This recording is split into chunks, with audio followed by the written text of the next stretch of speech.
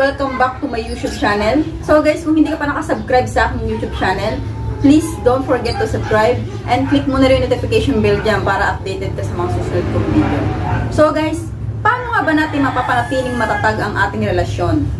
Ano-anong mga sekreto na ito na dapat mo nang malaman kung ikaw ay long distance relationship?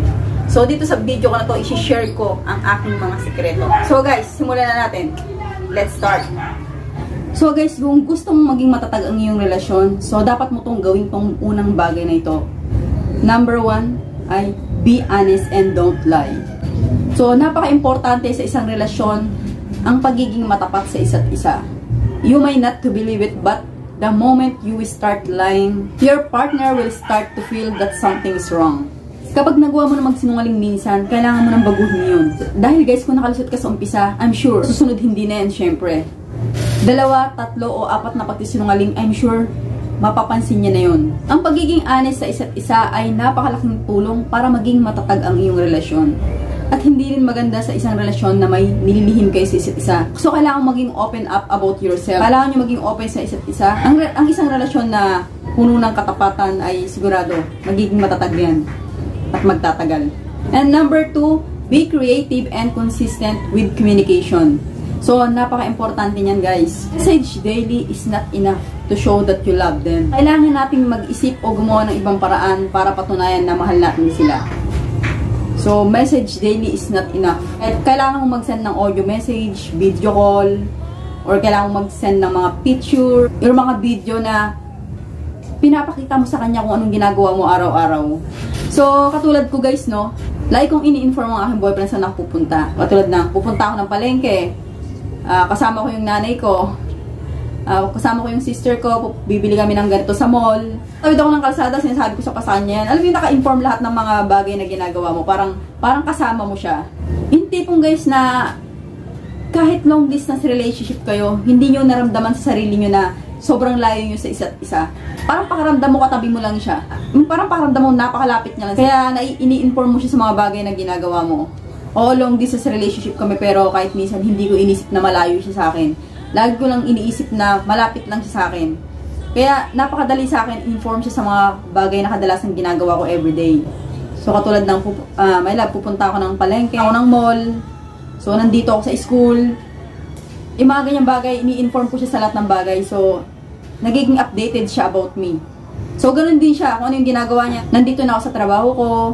Nakauwi na ako ng bahay, kumakain ako ngayon. Yung mga ganyang bagay na napakasimpleng bagay, no? Pero hindi nakakasawang sabihin araw-araw. Kapag ini-inform natin sila sa mga bagay na ginagawa natin, nararamdaman nila na mahalaga sila sa atin. May oras tayo sa kanila na ikwento lahat ng bagay na nangyayari sa buhay natin. Kaya guys, napaka-importante yan. Communication. Isa yan para maging matatag ang ating mga relasyon. And number 3, be romantic. Send cards, flowers, picture, and share something nice. Kailangan mo guys maging romantic sa kanila. So guys, kung iniisip mo na long distance relationship, hindi mo kailangan mag-effort, hindi mo kailangan gumawa ng kahit na anong bagay o mga romantic things. So nagkakamali ka. kailangan natin yan para mapatatag ang isang relasyon. Being romantic is very important, guys. Dahil guys, kapag sobrang sweet mo sa iyong partner, lagi mo siyang pinapakilig sa mga efforts mo, na-appreciate niya yon at mas mamahalin ka niya dahil pinapakita mo na special siya sa'yo. Kaya guys, ako, ang dami kong ginawang mga efforts, surprise sa aking boyfriend. Sobrang romantic namin sa isa't isa. Marami kaming mga sweet memories. Talagang nag-effort kami para maparamdam at mapakita namin kung gaano namin kamahal ang isa't isa. Katulad niyan guys, yung mga bagay na yan, lahat yan ginawa ko at ginawa niya. So ayun yung mga romantic moment namin. Napaka-romantic naming dalawa, parehos kami.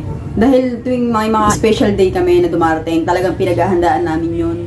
Hindi namin pinapalagpas yung araw na yun na wala kaming sweet memories. Sa mga paggawa ng mga ganitong bagay at ganito, yan, nag-e-effort ka.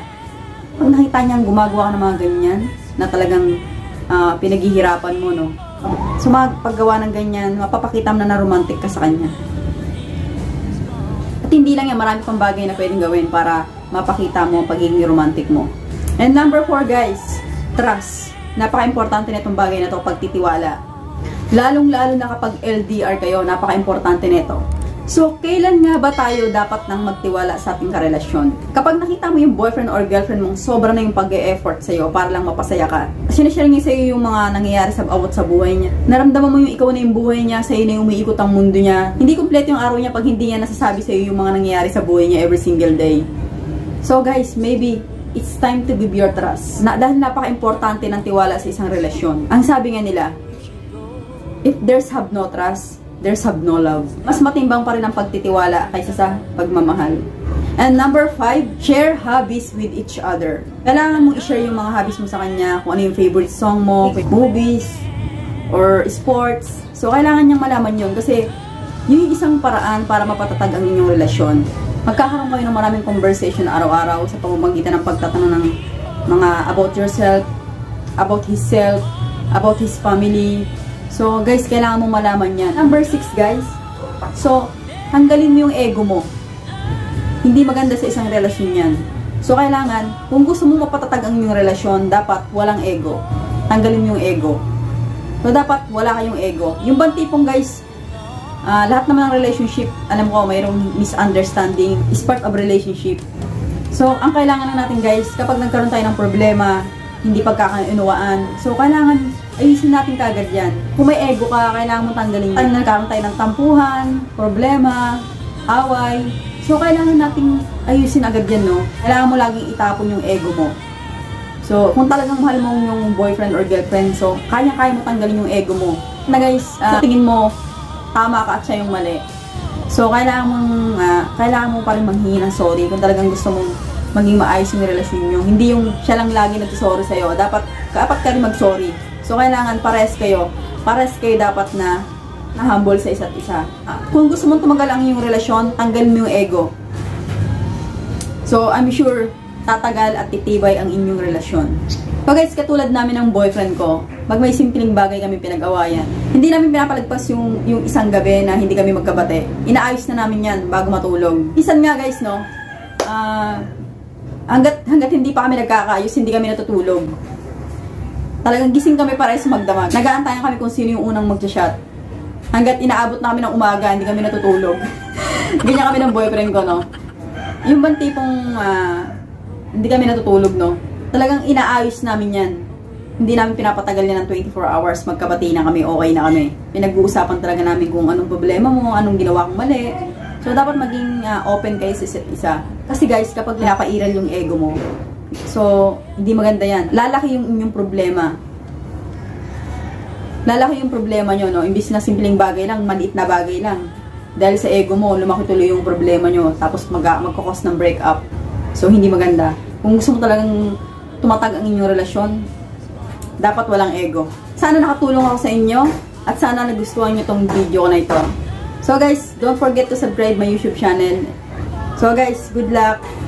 Thanks for watching and God bless. See you again to my next